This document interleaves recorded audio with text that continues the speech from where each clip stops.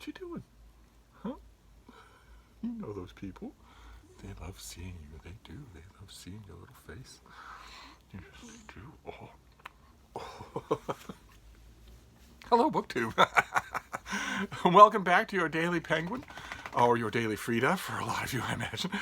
This is our tour through my Penguin Classic wall, and we've hit a vein of Penguin Classic Deluxe editions that are not the usual black spine. They're made as gifts, they're made as presentation volumes, and they're also made just for someone who really likes the classics and wants something maybe a little bit more stand-outy than the uniform black spine mass markets. And the Penguin Classic Deluxe editions certainly do that. Some of them are more beautiful than others, but they are all beautiful. And the one we're doing today is absolutely lovely. It's The Road Not Taken and Other Poems by Robert Frost. In this floral arrangement, you've got the deckled edges and the French flaps and the classic line. Two roads diverged in a yellow wood. That famous poem is in here, as well as Mending Wall and a couple of others. This is taken, it's a slimmer volume, and it's taken from a couple of Frost's earlier poetry collections in the first years of the 20th century.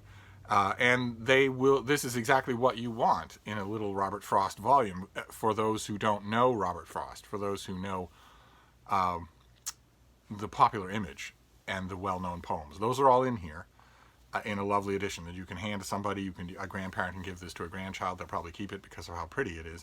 There are, of course, much bigger collections of Robert Frost poetry, and there are critical collections. This is not a critical collection at all. This is just a little bonbon of his poetry, of his famous folksy New England poetry. This poet has never done it for me.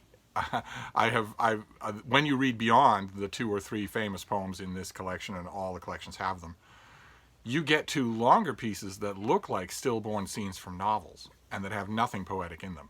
They're just stacked verse. They're just stacked sentences. And it's complete heresy to say that about this author. Of course, he is revered as a quintessential early 20th century American poet, especially a poet of New England before industrialization, before the electric lights went in, before the WPA, all that sort of stuff.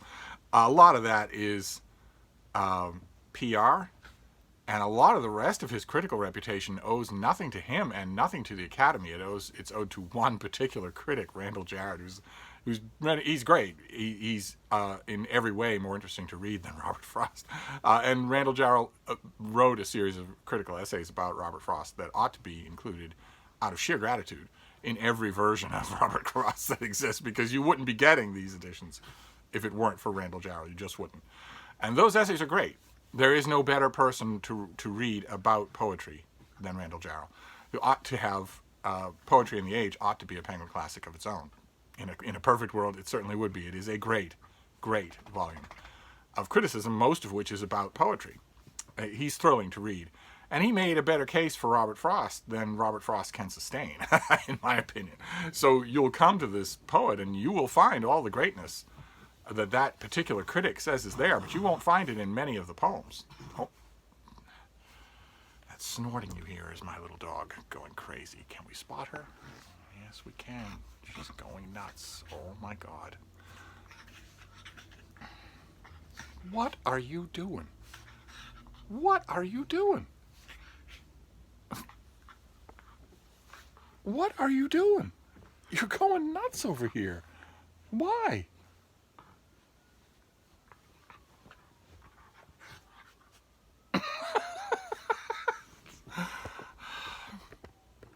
I guess quarantine's getting to everybody. But anyway, that's your Penguin Classic for today. There's not much. I am not going to belabor your ears with Steve's reading of a famous Robert Frost poem, especially since Stopping by Woods on Snowy Evening, or the famous ones, Mending Wall, you'll know a chunk from it, the stupid line, good fences make good neighbors, or something there is in nature that does not like a wall, but the poem, you're going to know Stopping by Woods on a Snowy Evening because it's been set to song, it's been in greeting cards, it's been, children once upon a time were forced to memorize it in grade school. Children, of course, are not forced to memorize anything at all in grade school now, because if they are, their parents will sue the teacher who forced them to do that, and the parents will win. there aren't any judges in the country anymore who will just throw out that case or even fine the parents and saying, okay, you brought this case in front of me, you have wasted this court's time, I'm fining you $250. Do it again and I'll throw you in jail. Instead, the judge will say, no, you did suffer $1.8 million in psychological hardship, and your child's future has been marred forever. So the teacher who's making below minimum wage to teach public school students has to pay you $1.8 million somehow. I don't care how many of his grandparents he impoverishes. And he, of course, will never work in teaching again. That would happen now. So no one is forced to memorize. No one is made to memorize anything in school anymore. But once upon a time, before we were up to our eyeballs in lawyers, before 1 in every 3rd child born in Manhattan grows up to be a lawyer, before those days, when there was such a thing as a case that could be thrown out of court, children were forced to memorize poetry in school, and Stopping by Woods on a Snowy Evening was very often the one that they were forced to memorize. And there's a kind of, I don't know, a kind of common touchstone quality to having Frost in comedy. He's one of the last American poets that had that kind of social cachet, so that a New England cab driver would know some lines of his poetry, and so would the President of the United States. That doesn't happen anymore, so maybe there's that value in him. He's not a poet that's ever done it for me. I'm glad to have this volume, but it's the only Robert Frost I have. It's the only Robert Frost I ever will have. This is fine by me. I don't need his collected poetry.